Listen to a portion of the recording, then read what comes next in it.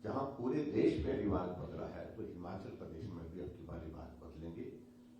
इस नारे के साथ हम चुनाव में जाएंगे। और मुझे इस बात की प्रसन्नता है कि इसका अवसर हुआ है। हमारा विपक्ष इस नारे के कारण विचलित भी हुई है, और इसलिए इस नारे को तोड़ने के लिए, काटने के लिए उन्होंने कई तरह के शब्दों का इस्तेमाल किया। मैं उसमें जाना नहीं चाह रहा हूं, क्योंकि वो लोग बारी के हिसाब से अपनी बारी का इंतजार कर रहे हैं। और हमने यही बात की कि बारी का रिवाज खत्म हो गया। और जहां तक इस चुनाव में अब की बार आप लोगों ने इस बात को देखा होगा कि भारतीय जनता पार्टी का हमारा शीर्ष नेतृत्व आदरणीय प्रधानमंत्री जी, आदरणीय गृह मंत्री जी, हमारी पार्टी के राष्ट्रीय अध्यक्ष जगत प्रकाश नड्डा जी, हमारे रक्षा मंत्री जी के साथ साथ में हमारे और भी बहुत सारे नेता, जिसमें स्मृति ईरानी, सब लोगों ने चुनाव प्रचार में से हिस्सा लिया। और बतौर मुख्यमंत्री उत्तर प्रदेश के माननीय मुख्यमंत्री योगी आदित्यनाथ, उन्होंने भी चुनाव प्रचार में बहुत सक्रिय और बहुत प्रभावी भूमिका निभाते हुए अपना योगदान दिया है। उसके लिए मैं उनका भी आभार व्यक्त करता हूं। और आज भी उनकी 4 सभाएं, इस बात को आपने देखा होगा कि जैसे जैसे चुनाव का प्रचार का अभियान आगे बढ़ता गया, भारतीय जनता पार्टी इस चुनाव में अपनी लड़ाई को मजबूती के साथ आगे बढ़ाती हुई जीत की तरफ बढ़ती हुई दिख रही है। मैं बहुत ज्यादा उस पर नहीं कहना चाह रहा हूं, लेकिन मैं एक बात जरूर कहना चाह रहा हूं कि आज चुनाव प्रचार का अंतिम दिन है, और जो अभी तक जो असेसमेंट, जो आकलन, जो सर्वे के माध्यम से, विभिन्न एजेंसीज के माध्यम से सुनने को और देखने को मिले आप सबको और हम सबको, सभी सर्वे में एक चीज तो तय हुई है कि निश्चित रूप से अब की बार हिमाचल प्रदेश में भारतीय जनता पार्टी आगे है। भारतीय जनता पार्टी सरकार बनाने जा रही है। भारतीय जनता पार्टी रिपीट करने जा रही है।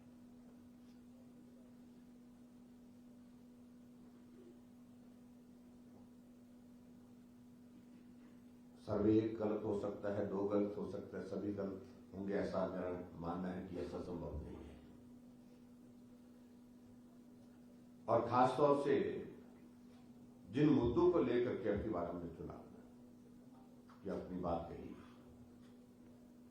जो हमने काम किया हिमाचल प्रदेश में, उन तमाम मुद्दों को हमने आप सबके साथ हमेशा साझा किया है। आप लोगों ने उसको प्रमुखता के साथ कवर भी किया है अलग अलग समय में। लेकिन विशेष तौर से आदरणीय प्रधानमंत्री नरेंद्र मोदी जी के आने के पश्चात जिस प्रकार से हमारी कैंपेन एकदम उठी है, और उसकी वजह कि प्रधानमंत्री नरेंद्र मोदी जी का हिमाचल के साथ एक इमोशनल कनेक्ट है।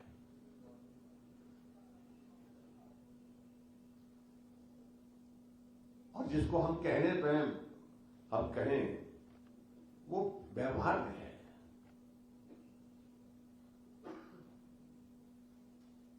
चाहे हिमाचल प्रदेश के लिए 5 साल के कार्यकाल में आदरणीय मोदी जी ने जो सौगातें दी हैं, जिसमें लगभग 10,500 करोड़ रुपए के हमारे ऐसे प्रोजेक्ट जो हिमाचल के विकास के लिए उन्होंने दिए हैं, विभिन्न योजनाओं के माध्यम से, जहां हिमाचल प्रदेश को एक वक्त था जब स्पेशल कैटेगरी स्टेट से बाहर कर दिया गया था, 60-40 के रेशो में हिमाचल प्रदेश को डेवलपमेंट के अपने प्रोजेक्ट्स पूरे करने के लिए विवश होना पड़ रहा था। वहां 60-40 से आगे बढ़ा करके स्पेशल कैटेगरी स्टेट का जो दर्जा था उसको रिस्टोर किया गया, जिसमें 90-10 किया गया।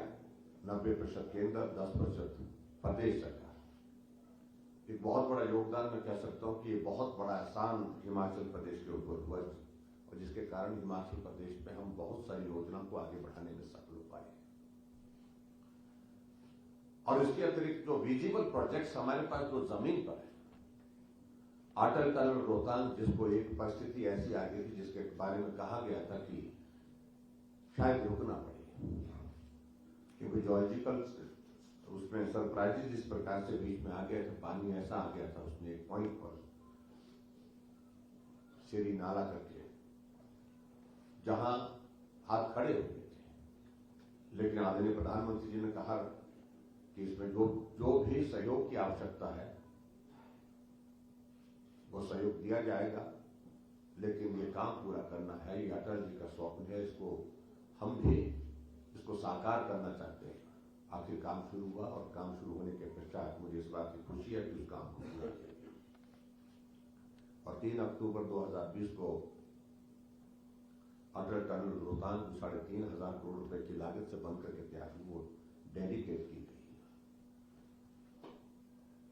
और इंडियन मेडिकल इंस्टीट्यूट शिलान्यास हुआ और शिलान्यास के बाद अभी हाल ही में इसका उद्घाटन करके हिमाचल प्रदेश के लिए एक बहुत बड़ी सौगात स्वास्थ्य की सुविधाओं की दृष्टि से हुई। मेडिकल डिवाइस पार्क पूरे देश भर में 4 मिले और उसमें से एक मेडिकल डिवाइस हमारे हिमाचल प्रदेश के नालागढ़ में समेकित हुआ है, जिसमें आने वाले समय में लगभग 10,000 नौजवानों को जॉब अपॉर्चुनिटीज होगी। बल्क ड्रग फार्मा पार्क पूरे देश भर में 3 सैंक्शन हुए, उसमें से पहला हिमाचल प्रदेश को मिला, जहां 20,000 से ज्यादा जॉब अपॉर्चुनिटीज हमारे नौजवानों को आने वाले समय में होगी। और जब ये बन करके पूरा तैयार होगा आने वाले समय में, तो निश्चित रूप से उसमें लगभग 50,000 करोड़ रुपए का इन्वेस्टमेंट आएगा। हिमाचल जैसे छोटे से प्रदेश के लिए इतना बड़ा प्रोजेक्ट होना, तो ये अपने आप एक बहुत बड़ा ये बहुत बड़ी सौगात है। वंदे भारत ट्रेन पूरे देश में 4 शुरू हुई, उसमें से एक हिमाचल प्रदेश के ऊना से शुरू की गई। और उसी तरह से प्रधानमंत्री ग्राम सड़क योजना फेज 3 की शुरुआत, जहां पूरे देश भर के लिए शुरू हो रही थी, तो उसकी शुरुआत करने के लिए प्रधानमंत्री जी ने चंबा से शुरुआत की। हम एक नहीं अनेकों योजनाओं का हम जिक्र कर सकते हैं। रेणुका जी बांध जो लगभग 6,700 करोड़ रुपीस का है, तो वो प्रोजेक्ट जो है बन करके जब उसका काम शुरू करने के बाद उसकी शुरुआत हो गई। ये कहा जाता था हिमाचल प्रदेश में प्राइवेट सेक्टर का इन्वेस्टमेंट वही पॉसिबल नहीं है, छोटा प्रदेश है, यहाँ पर कोई आना नहीं चाहता, काम नहीं करना चाहता, लेकिन हमने हिमाचल प्रदेश में उस दिशा में आगे बढ़ करके काम किया और हिमाचल में हमारा लगभग 41,000 करोड़ से ऊपर का ग्राउंड ब्रेकिंग हो चुकी है, जिसमें 28,000 करोड़ रुपए की ग्राउंड ब्रेकिंग आदरणीय प्रधानमंत्री जी ने जब 4 साल का कार्यकाल हिमाचल प्रदेश में हमारी सरकार का पूरा हुआ तो मंडी में किया था। तो ऐसी बहुत सारी चीजों का हम जिक्र कर सकते हैं, जिन मुद्दों को लेकर के, जिन बातों को लेकर के हम लोगों के बीच में गए। और अभी हाल ही में मैं ये जरूर कहना चाहूंगा, जो हमारा एक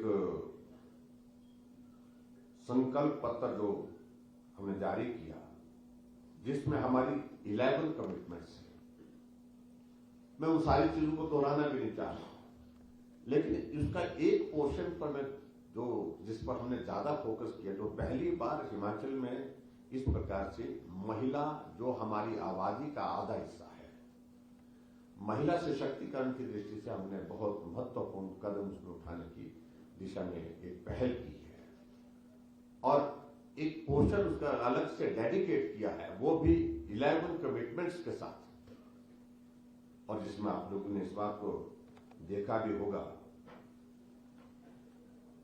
अगर मैं सारी चीजों का जिक्र करूं, अगर हमने गैस का चूल्हा हर घर में हिमाचल प्रदेश में दिया है, तो हमने ये भी कमिटमेंट की है कि आने वाले समय में जो गरीब परिवार हैं उनके लिए 3 गैस के सिलेंडर हम जो है 1 साल में उपलब्ध कराएंगे।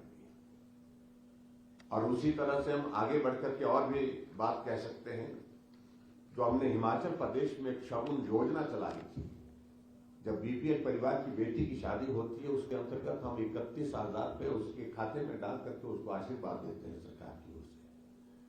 उसको फर्दर स्ट्रेंथन करते हुए, आगे बढ़ाते हुए हमने ये तय किया कि आने वाले समय में हमारी सरकार बनेगी तो हिमाचल प्रदेश में हम शगुन योजना के अंतर्गत 31,000 से बढ़ा करके इस राशि को 51,000 रुपये करेंगे। ये भी हमने इसमें बात कही है। और उसी तरह से आगे बढ़ करके हमने एक चीज और भी उसमें कही है, जो हमारी बेटियां हैं उन बेटियों की पढ़ाई ठीक प्रकार से हो उसके लिए हम काम कर ही रहे हैं। और उस दृष्टि से हिमाचल प्रदेश में जहां व्यवहारिक हो पाएगा, जहां 6ठी से 10वीं तक प्लस 2 तक की जो बच्चियां पढ़ने वाली हैं वो अगर उनको लगेगा कि साइकिल, क्योंकि उनका घर ऐसी स्थिति में है जहां साइकिल पर जा सकते हैं, आ सकते हैं, वहां उनको साइकिल दी जाएगी। और जो हायर एजुकेशन में जो बच्चियां जाएंगी उनको स्कूटी देने की भी हमने बात कही है। और मैं समझता हूं ये महिला सशक्तिकरण की दृष्टि से बहुत बड़ा कदम हमने हिमाचल प्रदेश में उठाया है। और उसी तरह से आगे बढ़कर के जो हमारी गर्भवती महिला है जिनको जच्चा बच्चा दोनों स्वस्थ रहे, इस बात को सुनिश्चित करने के लिए हम हिमाचल प्रदेश में पहले 6,000 रुपये देते थे, अब उस राशि को बढ़ा करके हमने तय किया है कि यह राशि बढ़ा करके हम उसमें 25,000 रुपये उसमें देंगे। इससे आगे बढ़ करके जो सेल्फ हेल्प ग्रुप की अगर बात करें, जहां पहले कांग्रेस के शासन में जो उनको रिवॉल्विंग फंड बहुत कम मिलता था, हमने उसको रिवॉल्विंग फंड को 15,000 से बढ़ा करके उसमें 40,000 रुपये किया। और उसके साथ साथ में जो इंटरेस्ट उनको जो लोन लेते थे उसमें 7% इंटरेस्ट होता था, उसमें हमने उसको 4% कर दिया। अभी जो हमारा ये संकल्प पत्र आया है, संकल्प पत्र में हमने जिक्र किया है कि हम 2% उसमें जो है वो लोन पर जो है वो देंगे, इंटरेस्ट जो है उस पर देंगे।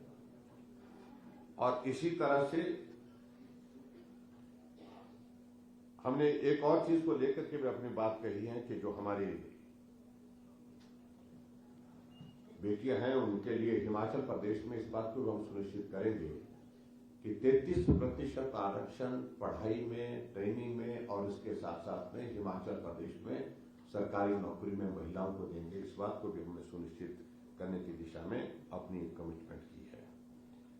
और आगे बढ़ करके जो 12वीं में जो टॉप 5,000 रैंक की जो छात्राएं होंगी उनको छात्रवृत्ति के रूप में 2,500 रुपये हम महीने का देंगे। ये भी हमने हिमाचल प्रदेश में हमने इसमें तय किया है। और इसी के साथ हमने हिमाचल प्रदेश में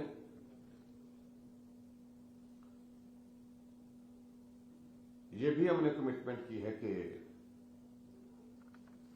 महिलाओं का सशक्तिकरण की दृष्टि से और भी कुछ कदम आने वाले समय में उठाने होंगे, उसमें भी हम उठाने की कोशिश करेंगे।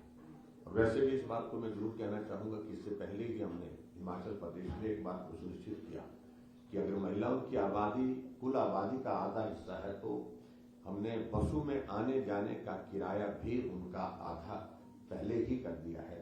ये भी मैं आपके बीच में कहना चाहता हूं। और उसके साथ में जो और चीजों को लेकर के कॉमन सिविल को, ये हम एक कमिटमेंट के साथ नई चीज आने वाले समय, हालांकि हमने इस बारे में पहले भी कहा है और कुछ लोग आज पूछते हैं कि चुनाव के दिनों में नहीं, हमने कहा चुनाव के दिनों में नहीं, चुनाव से बहुत पहले इस बारे में जिक्र किया है।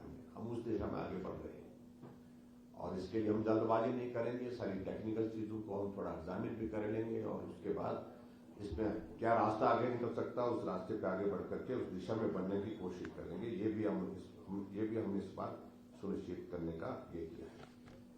किसान सम्मान निधि जहां हिमाचल प्रदेश में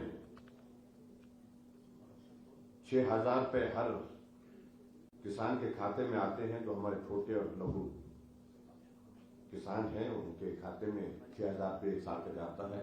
इसमें स्टेट की ओर से हमने कमिटमेंट की है कि हम इस बात को सुनिश्चित करेंगे कि 3,000 रुपये स्टेट की ओर से उसमें ऐड करके 9,000 देंगे, 9,000 रुपये उसमें अब किसान को मिलेंगे।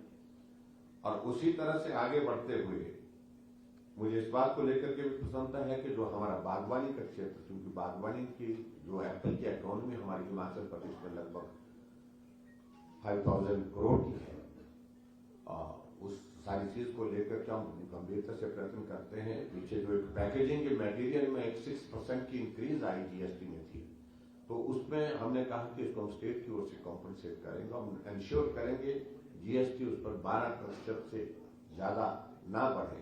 इस बात के लिए भी हमने अपनी बात कही है। तो ये कुछ पॉइंट्स थे जिन बातों को लेकर के हमने अपनी बात आपके सामने रखी है, और मुझे इस बात की खुशी है कि हिमाचल प्रदेश में हम इन मुद्दों को लेकर के लोगों के बीच में जा रहे हैं, तो बहुत अच्छा प्रभाव लोगों की तरफ से हमको देखने को मिल रहा है। एक चीज मैं और कहना चाहूंगा कि जहां हमारे विपक्ष के लोग कहते हैं काम नहीं हुआ, ऐसी बातें कहने की कोशिश करते हैं। मैं इस बात की चुनौती देता हूं कि पिछले किसी भी 5 साल के कार्यकाल का रिकॉर्ड निकाला जाए, और उसमें मैं कह सकता हूं कि हर क्षेत्र में भारतीय जनता पार्टी का जो वर्तमान 5 वर्ष का कार्यकाल बहुत बेहतर रहा है। हमने 5 साल में जो काम किए हैं, किसी भी 5 साल के साथ उसमें पीछे के तुलना नहीं की जा सकती। मैं 2 चीजों का उसमें मैं जिक्र विशेष तौर से करना चाहूंगा। हिमाचल प्रदेश में सड़कों के निर्माण के लिए 5 साल के कार्यकाल में 2400 किलोमीटर, 2500 किलोमीटर, 2800 किलोमीटर यहां तक पहुंचे हैं। लेकिन अब की बार हिमाचल प्रदेश में कोविड के बावजूद भी हमने सड़कों की लंबाई, जो नई सड़क बना करके दी है, हमने 5000 किलोमीटर, 5000 किलोमीटर, जो अभी तक का सबसे बड़ा रिकॉर्ड है, उसको हमने हासिल किया है। इसलिए कंपैरिजन नहीं किया जा सकता। 75 सालों में घरों में नल देने का काम जो है 7,50,000 नल दिए गए, और हमने 3 सालों में, जब से जल जीवन मिशन चला है, हमने हिमाचल प्रदेश में इन 3 सालों में 8,65,000 नल घरों में दिए। कंपैरिजन ही नहीं है। ये 2 उदाहरण मैं आपको दे रहा हूं। तो कुल मिलाकर के मुझे आप सबके बीच में मित्रों, आज के इस वार्ता में एक मेरा ये इच्छा भी थी कि मैं आप सबसे मिलूं भी और मिलकर के मुलाकात करूं। ये सुधार के लिए मेरा आप सबसे एक इच्छा थी, क्योंकि चुनाव के दिनों में भाग दौड़ रहने के कारण मुलाकात नहीं हो पाई। और मुझे इस बात की भी खुशी है, आदरणीय प्रधानमंत्री जी ने एक पत्र लिख करके हिमाचल प्रदेश के सभी भाई बहनों से अपील की है, और जो पत्र मुझे लगता है कि सभी जगह उपलब्ध हो चुका है, क्योंकि सोशल मीडिया में भी और उसके साथ साथ मीडिया में सभी जगह ये आज प्रकाशित भी हो चुका है। इस पत्र के माध्यम से प्रधानमंत्री जी ने हिमाचल प्रदेश को अपनी शुभकामनाएं दी है। हिमाचल प्रदेश ने अच्छा काम किया है, इस बात का भी जिक्र किया है। आने वाले समय में हिमाचल प्रदेश के विकास के लिए उनने प्रतिबद्ध होकर के अपनी कमिटमेंट जाहिर की है कि हम हिमाचल को आगे बढ़ते हुए देखना चाहते हैं। और खास तौर से जो प्रधानमंत्री का कार्यक्रम हिमाचल प्रदेश में हो, उसमें 2 चीजों का जिक्र मैं जरूर करना चाहूंगा अपनी बात पूरा करने से पहले। उन्हें कहा कि कोविड के बावजूद भी हमने हिमाचल प्रदेश के लिए जो किया जा सकता वो करने की हमने कोशिश की, लेकिन अभी भी मेरे जहन में, मेरे दिमाग में बहुत सारे प्रोजेक्ट्स हैं जो मैं हिमाचल के लिए करना चाहता हूं। और जो हिमाचल के लिए जो करना चाहता हूं, उसके लिए बहुत आवश्यक है हिमाचल प्रदेश में भारतीय जनता पार्टी की सरकार बने, और भारतीय जनता पार्टी की सरकार बन करके डबल इंजन की ये सरकार, दोनों केंद्र और प्रदेश की सरकारें मिलकर के जो मेरे स्वप्न हैं, जो मेरे दिमाग में जो प्रोजेक्ट्स हिमाचल के लिए हैं, उनको हम प्रभावी ढंग से जल्दी जमीन पर उतार सकते हैं, काम कर सकते हैं, इस बात का जिक्र किया है। और इसलिए उन्होंने कहा ये हिमाचल मेरा अपना है, ये अपना हिमाचल अपने साथ चलना चाहिए, ऐसी भावना व्यक्त करते हुए उन्होंने अपनी बात को पूरा किया है। तो मित्रों, मैं आप सबके बीच में आपकी इस पत्रकार वार्ता में बस इतना ही कहना चाह रहा हूँ कि निश्चित रूप से जो हमने कहा, अब की बार हमें वो चीजें हमको होती हुई दिख रही है कि हिमाचल में भाजपा की सरकार फिर सत्ता में आएगी और विभाग बदलेगा। धन्यवाद, थैंक यू वेरी मच। मेरे किसी ने कोई एक आधी चीज पूछनी होगी तो पूछ सकते हैं, लेकिन मुझे लगता है कि हमने बहुत लंबा कह दिया है। जी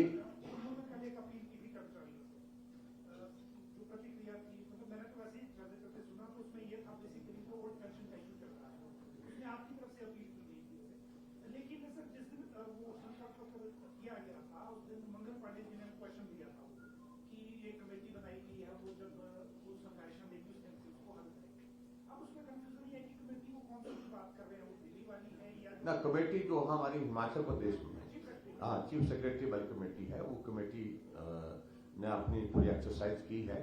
हमने उसमें एक चीज को कहा था, ओपीएस और ओपीएस के साथ साथ में दूसरी ऑप्शंस क्या हो सकती है, उन चीजों को लेकर के भी सुझाव दिए जाए। तो वो अभी तक सारी बातें चली हैं, उसमें कुछ बातें आगे बढ़ी हैं, चीजें चर्चा हुई हैं और कुछ सॉल्यूशन की दिशा में चीजें आगे बढ़े, तो मुझे लगता है कि वो संभावना अभी तक है उसमें का।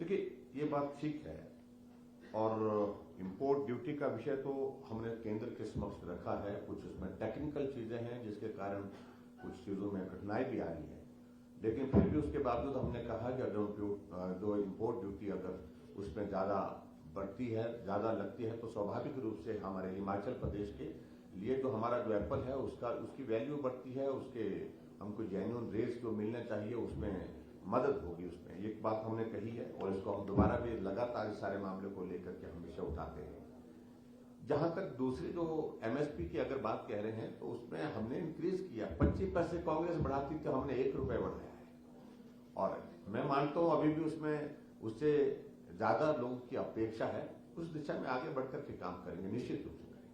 सर, विधानसभा में पेंशन को लेकर एक बयान आपने दिया था, उसको लेकर जो विपक्ष है वो अरे देखिए, सोशल मीडिया पे इसको डाल रहा है, तो आपको लगता है कि कर्मचारियों की नाराजगी दूर करने के लिए? देखिए, मैं एक बात कह रहा हूं,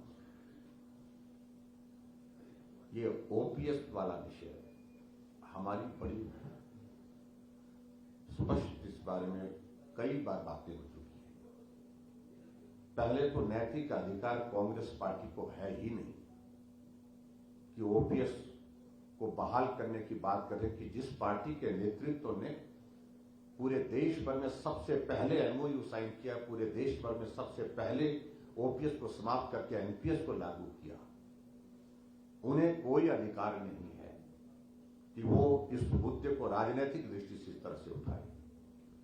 और कांग्रेस पार्टी को माफी मांगनी चाहिए। अगर उन्होंने गलती की है तो सुधार करने का उनके पास 2012 में जब फिर कांग्रेस पार्टी की सरकार वीरभद्र सिंह जी के नेतृत्व में बनी थी, उस वक्त सुधार कर सकते, उस वक्त तो ओपीएस लागू कर देते। 20 वर्षों के बाद इसको चुनाव के दिनों में चुनाव का मुद्दा बनाने की जो बात कह रही है। और दूसरी बात में हमने हमेशा एक ही बात कही है कि हमको एकदम कंक्लूजन पर जंप करना ये उचित नहीं है। इसका वे और क्या हो सकता है, इसकी इंप्लीकेशन को क्या कांग्रेस ने स्टडी किया है? जिन श्रीमान अशोक गहलोत जी ने इसको लागू किया है, हमारे सामने एक ही मंच पर जहां हम भोजन कर रहे थे, चीफ मिनिस्टर, प्राइम मिनिस्टर और chief minister Rajasthan, chief minister Himachal, chief minister Assam, हम एक ही टेबल पर थे, प्राइम मिनिस्टर साथ में थे, हाथ जोड़ करके कह रहे थे कि हमने घोषणा कर दी है ओपीएस की, लेकिन ये आपके आशीर्वाद के बिना संभव नहीं है, आपके सहयोग के बिना संभव नहीं है। और मैं ये भी कहना चाह रहा हूं, क्या परिस्थिति है वहां पर, जो ओपीएस लागू करने का नोटिफिकेशन किया और लेकिन उसके बाद जो एनपीएस के जो कर्मचारियों जिन्होंने अपना पैसा विड्रॉ कर लिया, ओपीएस की लिस्ट से उन्हें डिलीट कर दिया, उनको वो हाई कोर्ट में जाने वाले कैरी कर दिए, शायद में तो चले भी गए होंगे। लाखों की तादाद में ऐसी वहां पर एक सिचुएशन ऐसी बन गई है जिसके कारण क्योस हो गया है। 9 महीने से इन्होंने घोषणा की है, क्या ओपीएस देना, ओपीएस वहां पर लागू हो गई? बात तो ये हम कह रहे हैं। तो इसलिए दूसरी बात ये भी मैं कहना चाह रहा हूं, पंजाब में भी उन्होंने कहा था जब कांग्रेस की सरकार थी जो चले गई, वहां भी कहा था उन्होंने, क्या ओपीएस को लागू करेंगे? सरकार चले गई, क्या लागू की क्या?